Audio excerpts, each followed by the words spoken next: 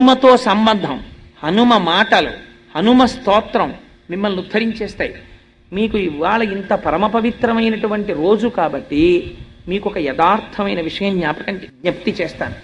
ఇది పరాశర సంహితాంతర్గతం. ఎప్పుడైనా మీకు ఒంట్లో బాగుండలేదు, మీకు అంత పెద్ద అనారోగ్యం మీ ఒంట్లో ఉందన్న సంగతే మీకు తెలియదు అనుకోండి.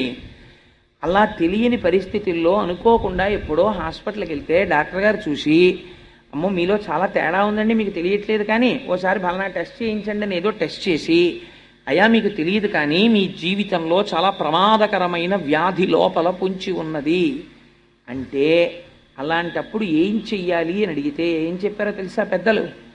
అలాంటి వాళ్ళు మండలం రోజులు దీక్షగా హనుమ చుట్టూ వక్కలతో కాని పువ్వులతో కాని ప్రదక్షిణం చేసి, ఆ ప్రదక్షిణం చేసేటప్పుడు ఒక ప్రత్యేకమైనటువంటి మంత్రం ఉంది. ఆంజనేయం మహావీరం అని స్వామిని పిలవాలి. ప్రతి ప్రదక్షిణానికి కూడా ధ్వజస్తంభం దగ్గరకు కానీ రాజద్వారం దగ్గరికి కానీ వచ్చేటప్పటికి ఆగి స్వామి వైపుకి తిరిగి ఒక్కసారి స్వామిని ఆనామంతో పిలవాలి. ఆంజనేయం మహావీరం బ్రహ్మ విష్ణు శివాత్మకం. బ్రహ్మ, విష్ణు, శివుడు మూడు మూర్తులుగా కనపడేటటువంటి ముగ్గురి యొక్క తేజస్సు ఒక్కటిగా కలిగినటువంటి పరబ్రహ్మస్వరూప బ్రహ్మ విష్ణు శివాత్మకం బాలార్క ప్రభం శాంతం. బాలసూర్యుడు ఎలా ఉంటాడో అటువంటి కాంతితో వెలిగిపోయేటటువంటి స్వరూపమున్నవాడా, పరమ శాంత స్వరూపమైనటువంటి వాడా, బాలార్క ప్రభం శాంతం రామదూతం నమామ్యహం. ఓ రామదూత నమస్కరించుతున్నాను అని ధ్వజస్తంభం దగ్గర కాని రాజద్వారం దగ్గర కాని నిలబడి నమస్కరిస్తూ 108 మాటలు తిరిగితే మండలం రోజులు ఎటువంటి అనారోగ్యమునకైనా సరే ఏదో ఒక మార్గము దొరికి వాడి ఆయుర్దాయము పొడిగింపబడుతుంది. అంత గొప్ప స్వరూపము హనుమ యొక్క స్వరూపమని పెద్దలు మనకి అటువంటి విధానమును ఏర్పాటు చేసి ఉన్నారు. నాకు సభాముఖంగా కొన్ని విషయాలు చెప్పడానికి నేను భయం కొద్దీ, అంటే ఎవరు ఎటువంటి ఉపాసనలు చేస్తారో తొందరపడి అని నేను చెప్పను, కానీ అసలు ఇప్పటి వరకు అటువంటి ఆ స్తోత్రమును వ్రాసినటువంటి కర్త ఎవరో తెలియదు. నేను ఈ మధ్య రామాయణం చెప్తున్నప్పుడు నాకు అత్యంత ఆత్మీయుడైనటువంటి వ్యక్తి భార్యకి ఉపద్రవం వచ్చింది. వస్తే నేను సుందరకాండ చెప్పేటప్పుడు ఆ నేను ఎప్పుడు నాకు వ్యక్తిగతంగా కష్టం వచ్చినప్పుడు కూడా నేను స్వామిని అటువంటి స్తోత్రాలతో అడగలేదు. ఆ కష్టాన్ని తట్టుకునేటటువంటి శక్తిని నాకు ఇమ్మని అడిగేవాడిని అంతే. నేను ఎప్పుడు నాకు ట్రాన్స్ఫర్ అయ్యి రోజుకి నేను 200 కిలోమీటర్లు తిరిగిన రోజున సుందరకాండ చెప్పినప్పుడు కూడా నీ వల్ల నేను ట్రాన్స్ఫర్ అవ్వాలి మళ్ళీ అని నేను అడగల. నేను ఇలా తిరగడమే భగవత్ శాసనమైతే, నా పాపం ఏదైనా ఉంటే దాన్ని తట్టుకునేటటువంటి శక్తి నాకు కలుగుగాక అని అడిగాను. కానీ నా మిత్రుని యందు నాకున్నటువంటి అపారమైన ప్రేమరీత్యా ఆ ఒక్కరోజునే నేను అడిగాను నా జీవితంలో. కానీ నేను ఒక శుభవార్త విన్నాను, అతని భార్యకి అంత ఉపద్రవం లేదు అని. ఆనాడు నేను గుప్తంగా స్వామికి నమస్కరించా. స్వామి నువ్వు పలికావు, ఆవిడ్ని రక్షించావు, అతను అలా నవ్వుతూ తిరగాలి చాలు మాట. అందుచేత నేను ఎందుకు ఈ విషయం ప్రస్తావన చేస్తున్నానంటే, స్వామి హనుమ యొక్క స్వరూపం అంటే సాధారణమైన స్వరూపం కాదు. మీరు ప్రదక్షిణం చేసి నమస్కరించినంత మాత్రం చేత అనారోగ్యమును చక్కదిద్దగలిగిన వాడు. అందుకే హనుమ గురించి పెద్దలు ఒక మాట చెప్తారు. అసలు హనుమద్వైభవం చెప్పమన్నారు కానీ నేను అసలు ఏమీ ప్రారంభం చేయలేదు. ఇవాళ హనుమ జయంతి, ప్రదక్షిణం, పూజ దాని గురించే ఉండిపోయాను ఇవాళ. అందుచేత బుద్ధిర్యశో బలం ధైర్యం నిర్భయస్తు మరోగత అజాడ్యం పటుత్వంచ హనుమత్ సేవితం భవేత్. ఇవాళ అందుకే ఎలా ఉంది, బహుశా హనుమ ఇది హనుమ వైభవం కాదండి, హనుమ వైభవమే. అంటే రామాయణాంతర్గతమైనటువంటి హనుమద్వైభవాన్ని రేపటి రోజున ప్రస్తావన చేస్తాను. ఇవాళ ఉపాసనా స్వరూపమైనటువంటి హనుమ వైభవం గురించి నేను మాట్లాడుతున్నాను.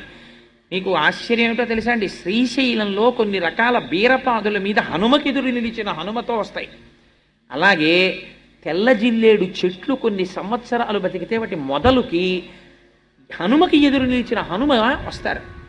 ఒక మహానుభావుడు ఎవరో కూడా నాకు తెలియదు. నేను ఈ మధ్య రామాయణం పూర్తి చేసినప్పుడు, రామాయణం పూర్తి చేసినటువంటి రోజున ఎప్పుడో తప్ప అసలు అలా శ్రీశైలం అరణ్యాల్లో కొండల మీద పెరిగినటువంటి బీర ఆకు మీద మాత్రమే అలా వస్తారు హనుమ.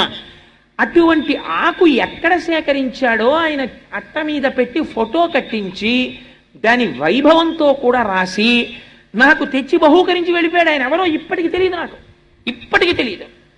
ఇప్పటికీ మా ఇంట్లో ఆ ఫోటో ఉంది, ఆకు ఉంది. ఇప్పుడు నన్ను అడక్కండి, ఎందుకంటే మా ఇల్లు ఇప్పుడు ప్రస్తుతం అన్నీ పెట్టుకోవడానికి అవకాశం ఉన్న ఇల్లు కాదు. ఇంకొక 6-7 నెలల్లో అలా పెట్టుకోవడానికి వాటిని చూసి తరించేటట్టుగా ఏర్పాటు ఉన్న ఇల్లు ఒకటి కట్టుకుంటున్నాను.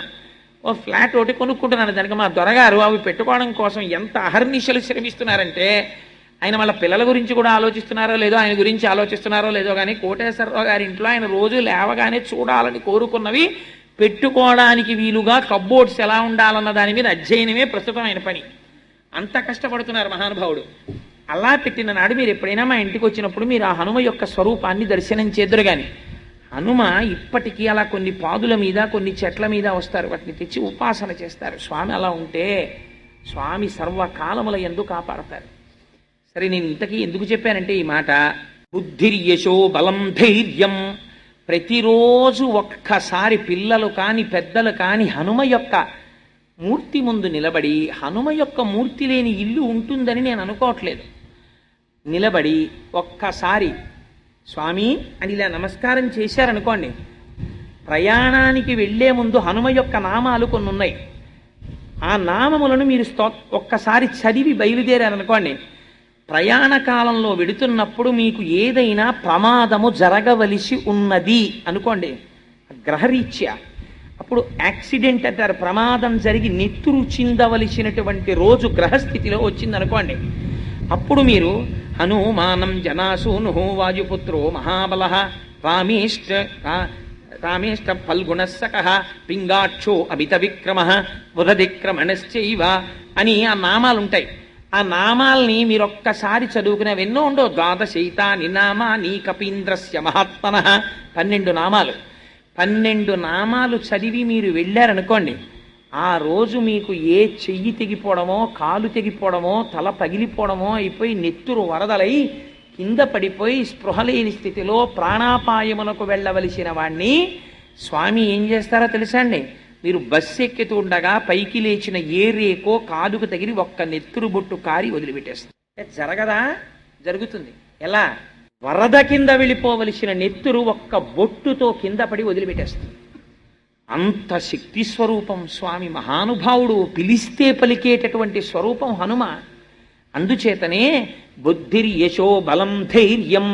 ప్రతిరోజు పిల్లలు హనుమకి నమస్కారం చేశారనుకోండి, బుద్ధి విశేషణమైన ప్రచోదనాన్ని పొందుతుంది.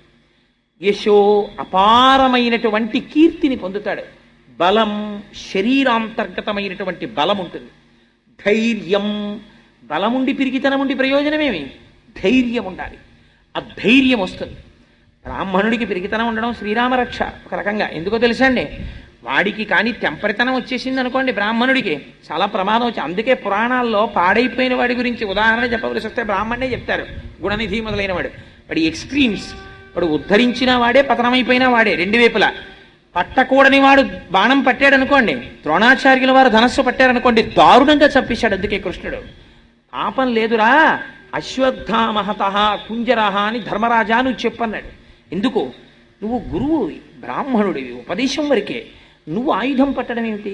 నువ్వు ఆయుధం పట్టుకుని వచ్చి మంత్రాలు చదివి ధనుర్వేదంలోవి బాణప్రయోగం చేస్తావా? శిష్యుల్ని చంపేస్తావా? ఒక బ్రాహ్మణుడు చెయ్యకూడని పని చేశావు. అందుకని నీకింత దారుణమైన శిక్ష వెయ్యొచ్చు. అందుకని నీ కొడుకు చచ్చిపోయాడని చెప్పేటప్పటికీ నీలో బ్రాహ్మణ్యం పైకొచ్చింది. అయ్యో కొడుకు చచ్చిపోయాడా అని ధనస్సు వదిలేశావు. బ్రాహ్మణుడికి లోకమంతా తన సంతానమే. తన బిడ్డల్ని చూసినట్టు లోకాన్ని చూడాలి బ్రాహ్మణుడు. అలాంటిది నువ్వు ధనస్సు పడతావా? అందుకని ధర్మరాజా నువ్వు ఈ మాట చెప్పచ్చని చెప్పి చంపించారు కృష్ణ పరమాత్మ. అధర్మం కాదు, అధర్మము ద్రోణుని యందుంది. అందుకే బ్రాహ్మణుడికి సహజంగా పంతులు గారికి పిరికితనం అని అంటారు. పంతులు గారు పిరికాడు కాకపోతే లోకానికి ఉపద్రవం వచ్చేస్తుంది. అందుకే పంతులు గారు పిరికితనంగా ఉండడం నీకు అదృష్టం. ఆయన ఏం ప్రయోగాలు చేయడు, ఆయన ఏం మంత్రశాస్త్రాన్ని తన రక్షణకు ఉపయోగించుకోడు, లోకమును రక్షించడానికి ఉపయోగిస్తాడు. అందుచేత ఎందుకు ఈ మాట చెప్పానంటే, బలం అంటే శరీరమునకు బలము ఈశ్వరార్చనకు కావాలి. అందుకని ఆ బలం ఇస్తాడు. బుద్ధిర్ యశో బలం ధైర్యం. ధైర్యాన్ని ఇస్తాడు ఆయన. బుద్ధిర్యశో బలం ధైర్యం నిర్భయత్వమరోగత. అదేమిటండి, ధైర్యానికి నిర్భయత్వానికి తేడా ఉంటుందా అని మీకు అనుమానం రావచ్చు. ధైర్యము అన్న మాటకు అర్థం ఏమిటో తెలుసా అండి? ధైర్యం అంటే ఏదో ఏమంటే అక్కడ 2 కార్లు గుద్దేసుకున్నాయంటే అమ్మో నాకు చాలా భయం అండి నేను చూడండి అంటే చూడగలిగేటట్టు చేసేయడం ధైర్యం అని కాదు దాని అర్థం. ధైర్యము అంటే కష్టము వచ్చినప్పుడు కూడా భగవంతుని యొక్క పాదములు విడిచిపెట్టకుండా గొప్ప పూనికతో ఈశ్వరుడి పాదములే పట్టి ఈ కష్టము నా కర్మ ఫలితముగా వచ్చే ఇంత చిన్న ఫలితముతో సరిపెట్టి నన్ను కృతకృత్యుణ్ణి చేసి రక్షించిన భగవంతుని పాదములు విడిచిపెట్టనన్న పూనిక నీయందు నిలబెట్టిన ఈశ్వర ప్రచోదనమునకో ధైర్యమని పేరు. నిర్భయత్వం, ప్రతిదానికి భయపడిపోవడం, మానసిక రుగ్మత అది పోగొట్టడం నిర్భయత్వం. అరోగత, ఎప్పుడు రోగం 2 రకాలు. ఉన్న రోగం ఒకటి, లేని రోగం ఆపాదించుకోవడం ఒకటి. ఎందుకని ఒక్కొక్కడు ఉంటాడు మీరు చూడండి, ఇనప ముక్తలా ఉంటాడు, కానీ నాకండి ఏమిటో అంటాడు. డాక్టర్ కూడా చెప్తాడు నీకేం లేదురా మహాప్రభో అంటాడు. వీడు మాత్రం తిరుగుతూనే ఉంటాడు. నేను చాలా మందిని చూశాను జీవితంలో, కొంతమంది స్నేహితుల్ని చూశాను. ఏమంటే అలా ఉన్నామంటే డాక్టర్ గారి దగ్గరికి వెళ్ళానండి. ఏ డాక్టర్ గారి దగ్గరికి? లోపలికి వెడితే 200, బయటకు వస్తే 200. డాక్టర్ గారి దగ్గరికి వెళ్ళానండి. ఆయన్ని చూపించుకున్నాను, 1000 రూపాయలు టెస్టులు రాశారు, అన్నీ రాసి ఏం పిడరాయలే ఉన్నావు, నీకేం జబ్బు ఏం లేదురా, నువ్వు ఇవాళ నుంచి భోజనం అనేసి ఇనపగుళ్ళు తిని జీర్ణమైపోతుంది అన్నాడండి. మరి ఏం ఉత్సాహంగా ఉండాలి కదా, అదే తెలియట్లేదు మాస్టారు. ఇక్కడ ఏంటో చురుక్కుమంటుంది, ఏం లేదంటాడు. ఏంటంటాడు? వాడికి ఏం లేదు, వాడికి చురుక్కు, వాడి మానసిక బాధ. ఇది పోగొట్టడం అరోగత. నిర్భయత్వమరోగత. అజాడ్యం, జాడ్యం లేకుండా చేయడం అది అంతకన్నా ప్రమాదం. అంటువ్యాధి 2 రకాలు. ఒకటి తనంత తానుగా వచ్చిన అంటువ్యాధి, రెండోది ఇంకోడికి అలా చేసేస్తాడు వాడు. ఒక్కొక్కడు ఉంటాడు, వాడి సాన్నిహిత్యంలోకి వాడి స్నేహంలోకి మీరు వెళ్ళారనుకోండి, మిమ్మల్ని పిరికివాడిని చేసేస్తాడు, మిమ్మల్ని నాస్తికుణ్ణి చేస్తాడు, మిమ్మల్ని పనికి మాలిన వాడిని చేస్తాడు. ఎందుకని వాడి ప్రసంగం యొక్క ధాట్ ఎటువంటిది, వాడు మిమ్మల్ని ఉద్ధరించాడు, పతనము వైపుకి తీసుకెళ్ళిపోతాడు. ఇలాంటి దిక్కుమాలిన ఆలోచన మనస్సు ఎందు లేకుండా చేయడం అజాడ్యం. వాక్పటుత్వం చ. వాక్పటుత్వం అంటే సభలోకి వెళ్ళి గంటలు మాట్లాడడం కాదు. ఆ మాట ఆయన నోటి వెంట వచ్చిన మాట విన్న వాళ్ళ యొక్క జీవితములు చక్కదిద్దేటట్టుగా, వారికి ఉన్నటువంటి లోపములను దిద్ది వారిని మంచి మార్గము వైపుకి నడిపించేటటువంటి శక్తి వాక్కునకు ఆవాహన అయి వాక్కును అగ్నిగా మార్చి అజ్ఞాన దాహకత్వము చేయగలిగినటువంటి జ్ఞానము వాక్కునందు ప్రచోదనము చేయగలిగినటువంటి శక్తి ఈశ్వరానుగ్రహముగా ఒకటి వాయువునందు నిక్షేపింపబడి వాక్కుగా మారితే వాక్పటుత్వం చ. హనుమత్ సేవితం లభేత్. ఎవరు హనుమ యొక్క పాదములు పట్టి సేవిస్తున్నారో వారికి లభిస్తాయి. ఇంకింతకన్నా ఏం కావాలండి జీవితంలో? మాకు ఇవన్నీ కావాలండి అంటే హాయిగా ఏ వస్తువైనా 10 రూపాయలే నట్టముక్క మీద కనపడింది అనుకోండి, వీడికి అవసరం ఉన్నా లేకపోయినా లోపలికి వెడతాడు. ఎందుకని? ఏ వస్తువైనా 10 రూపాయలే. ఏమో 12 రూపాయలు ఉందేమో, 12 రూపాయలది 10 రూపాయలు కొనుక్కుంటే వాడి జీవితమే ఉద్ధరింపబడిపోయినట్టు సంతోషిస్తాడు. ఇంతకేది పుట్టుకు నిరిగిపోతుంది. 10 రూపాయలదే కొనుక్కుంటే నా జన్మ ఎంత బాగుండో అనుకుంటాడు. ఋషులు నీకు అభయం ఇచ్చారు, ఇవన్నీ నీకుంటాయిరా, నువ్వేం చేయక్కర్లేదు. స్వామి ఉన్నారన్న పూనికతో ఒక్క నమస్కారము చెయ్యి. ఆ పూనిక ప్రధానం. తులసీదాస్ గారు తెల్లవారుజామున చంద్రభాగా నదిలో స్నానం చేద్దామని చీకట్లో ప్రార్థన చేసుకుంటూ భజన పాడుకుంటూ వెళ్ళిపోతున్నారు. వెళ్ళిపోతుంటే పాపం 2 కళ్ళు లేనటువంటి అంధుడు ఒక ఆయన ఇంట్లో ఉండేవాడు. ఆయన ఇంట్లో వాళ్ళు నీకు కళ్ళు లేవు, ఏ పనికి పనికిరావు, కానీ నీకు మాత్రం 3 పూట్లా పెడుతూ ఉండాలి, మేపుతూ ఉండాలని తిడుతుండేవారు. ఎందుకు ఈ జన్మ, ఆత్మహత్య చేసుకు చచ్చిపోదామని చెప్పి ఆయన బయలుదేరి చీకట్లో ఎవరూ చూడకుండా, మనకి తెల్లారకట్ట లేచి సంధ్యావందనం చేయాలంటే తెల్లారకట్ట బాగా నిద్రపడుతుంది, 4 గంటల నుంచే బాగా నిద్రపడుతుంది. చాలా మందికి చూడండి 3 వరకు నిద్రపట్టదండి, 3కి నిద్రపడుతుంది, పాలవాడు వచ్చేస్తామని బాధపడతాడు వాడు. ఎందుకంటే మరి పాలవాడు రూపంలో వచ్చి వీడిని లేపాడు అనుకోడు, అప్పుడు పడుకుంటేనే బాగా నిద్రపడుతుంది వాడికి.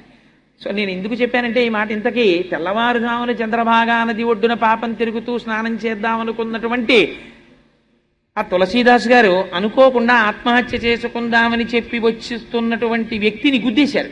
ఆయన పడిపోయాడు.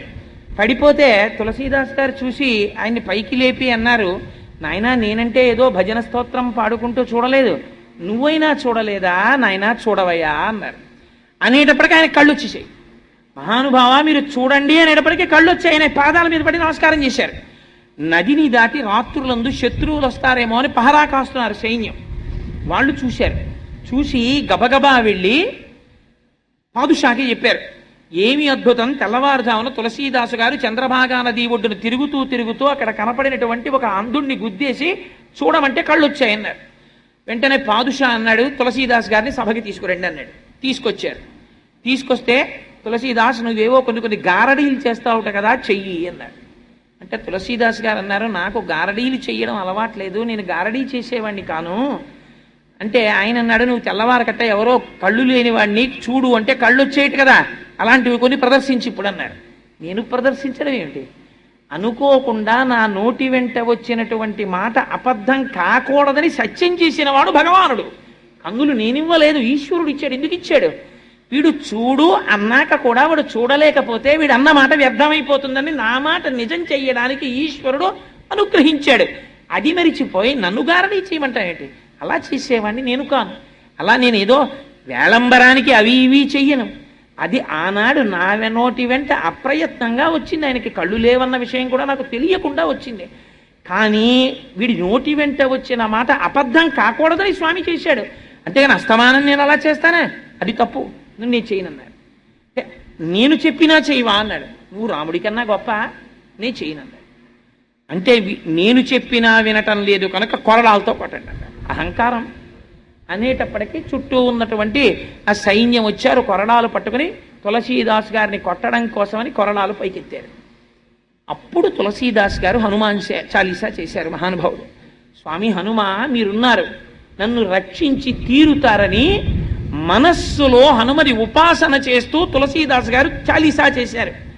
చాలీసా చెయ్యగానే పరమ సత్యం ఏమిటో తెలుసా అండి? పాదుషా కోట నిండా ఎక్కడ చూసినా కోటలే, గోడల మీద కోతులు, గవాక్షంలో కోటలు, కిటికీల మీద కోతులు, ఎక్కడ చూసినా కోతులు, పెద్ద పెద్ద బంగారు నేత్రములు మెరిసిపోతూ మహోగ్రంగా నిలబడ్డాయి. ప్రతి సైనికుడి చేతిలో కొరడాని ఆయుధాలని కోతులు పట్టేసుకున్నాయి. ఆఖరికి కొడదామని వచ్చిన వాళ్ళ చేతుల్లో కొరడాలు కూడా లాగేశాయి. ఆయన పరవశించిపోతూ చాలీసా చదివేస్తున్నారు. అప్పుడు పాదుషా మొఘలాయి సామ్రాజ్యంలో డెనాసిటీలో ఎప్పుడూ జరగలేదు. తను కూర్చున్నటువంటి సింహాసనాన్ని విడిచిపెట్టి పారిపోయాడు లోపలికి. పారిపోయి నాకు ఇవాళ తెలిసింది హనుమ యొక్క వైభవం అంటే ఏమిటో, తులసీదాస్ గారికి పట్టుబట్టలు ఇచ్చి విడిచిపెట్టండి, పూజ చేసి అన్నాడు. ఎక్కడ నుంచి వచ్చాయో కోతులు అలాగే వెళ్ళిపోయాయి. ఆనాటి నుంచి ఈనాటి వరకు మా స్వామి హనుమ యొక్క రక్షకత్వం అంతే. మీరు ఉపాసన చేసి మనసు పెట్టి ఆయన ఉన్నారు అని మీరు ప్రార్థన చెయ్యాలంతే. మిమ్మల్ని రక్షించి తీరుతారు, ఆ విషయంలో మీకు సందేహం లేదు. సత్యం సత్యం పునఃసత్యం. అంతటి మహానుభావుడైన హనుమ ఆయనకి పూజ కోరుకోరు. ఎత్ర ఎత్ర రఘునాథ కీర్తనం తత్ర తత్ర కృతమస్తాకాంజలిం. ఎక్కడ రామచంద్రమూర్తి యొక్క స్తోత్రం జరుగుతుందో అక్కడకొచ్చి తల ఒగ్గి కన్నులు కాని వెంట నీరు కారుస్తూ నమస్కరిస్తూ పొంగిపోయి ఆయన కూడా